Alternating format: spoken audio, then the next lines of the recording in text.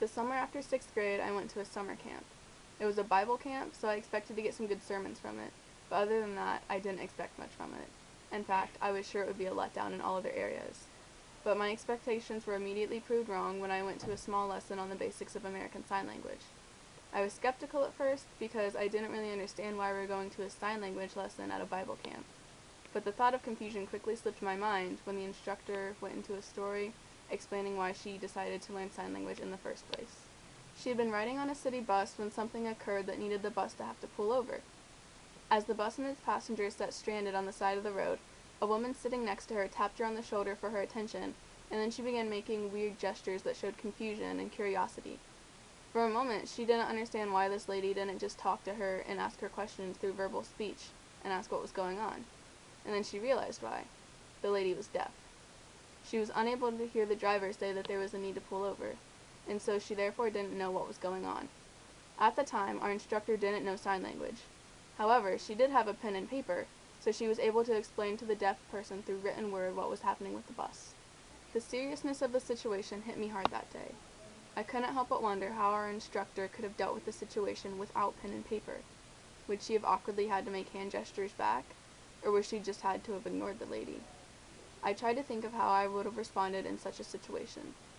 Then it hit me that I had no idea what I would do. For some reason, the thought of being in such a situation without a way to communicate has worried me ever since that day.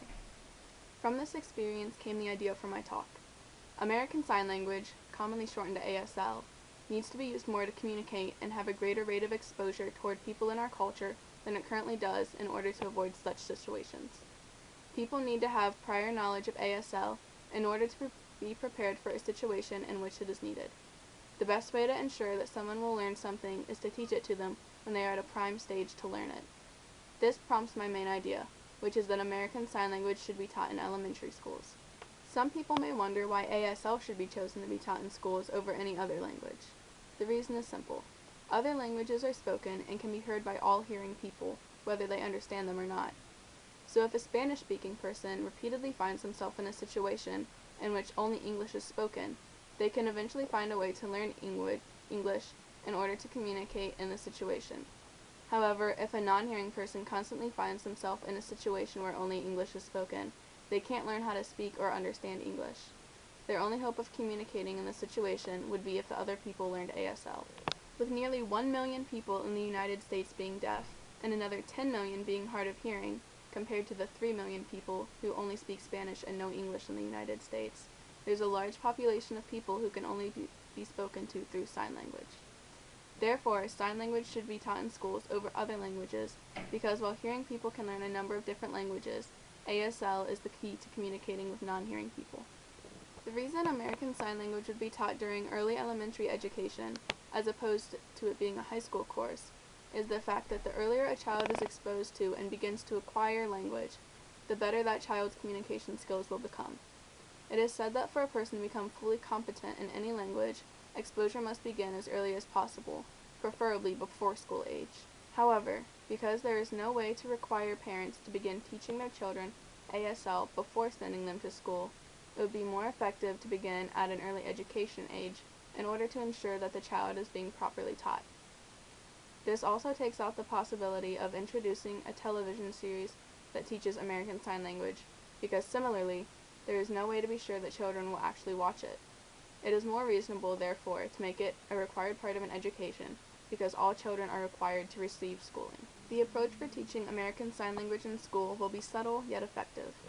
It will not be taken on as a main subject that is taught on a daily basis like math or reading.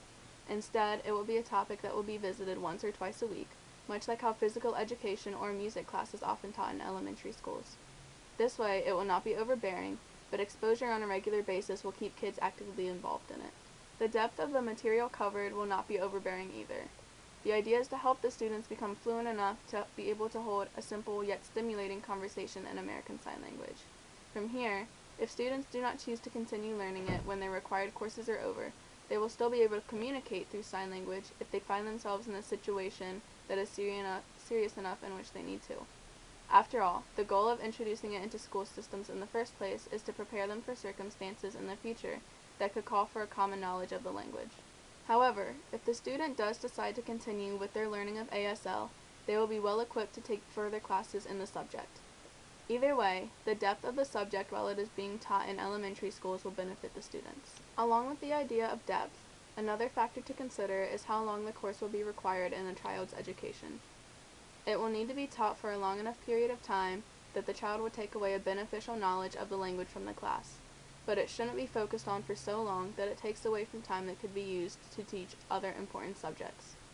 Learning ASL can take anywhere from 10 weeks for adults to a few years for younger children. Therefore, American Sign Language should be a required course for more than 1 year, but no more than 3.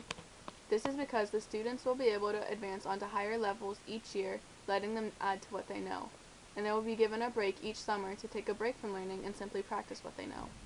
After a few years, students should be able to hold a basic conversation in ASL, meaning that they will have accomplished the goal that was set for the curriculum. There are many benefits that can sprout from a child learning American Sign Language in elementary school. The most obvious would be that they will be able to hold a conversation with someone in sign language. Therefore, they are prepared for any emergency circumstance that might require them to do so. Furthermore, from being exposed to diversity so early, students will be able to more easily adapt to future cultural diversities and uniquenesses that they may come into contact with. Also, as previously mentioned, a student could be inspired to pursue a deeper knowledge of the language or even a career in a field that involves ASL. This would open up many opportunities for the child that would not be available if they were not taught American Sign Language. Even in careers that do not require the use of sign language, knowledge of the language could prove to be very useful. Being able to put on a resume that an applicant is fluent in more than one language makes them very marketable. With ASL being such a unique yet useful language, this could open up even more possible career opportunities. Even in the late stages of life, learning an extra language can be beneficial. According to a study, speaking 2 languages delays the average onset of dementia by 4 years. Along with physical benefits, learning sign language at a young age has mental benefits as well. Studies have shown that kids who grow up with 2 languages are better at certain tests of executive function. This is a crucial skill that allows us to pay attention, focus, plan, and decide. Teaching children ASL at such a young age will help give them a head start in the area of executive function. With the extra language training them to make good mental decisions, it could help them to do better in other areas of school and life. Also, when a child learns to gesture at an early age while still learning their primary language, the gestures help them connect the words with the meaning. This will help the child learn fluency in both languages quicker because the connections will help them along.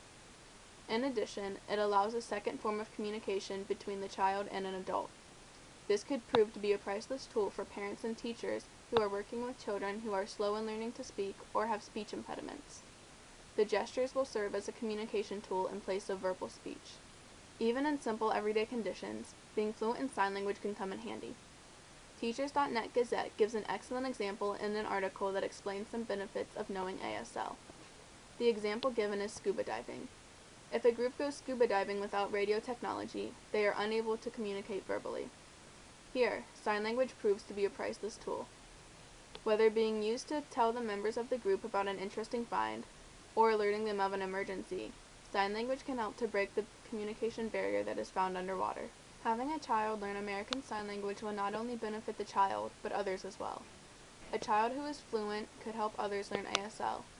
They could pass some of the knowledge and the benefits as well on to their family or their friends. They could also be of assistance in a circumstance in which an interpreter is needed. If they see a hearing person trying to communicate with a deaf person, but the hearing person is having problems because they do not know sign language, the student who has learned ASL can step in and help translate, benefiting all parties in the situation. These are the most prominent benefits of ASL, but anyone who is fluent in the language would surely agree that there are countless more. With all of this evidence, it is a reasonable request to ask that American Sign Language be taught in early elementary classrooms. The countless benefits that can be given to someone who learns it are priceless. It will not only help the children who learn it, but also any of the 11 million deaf or hard of hearing people that they may come in contact with throughout their lives, along with countless others. Without teaching American Sign Language in the classroom, the chances are greater that more serious circumstances could arise like the one on the bus, in which ASL is a necessary tool, and people who cannot use sign language will be unable to help. Bringing ASL into the classroom is a way to ensure that help can always be given to those who ask for it, whether they are hearing or not.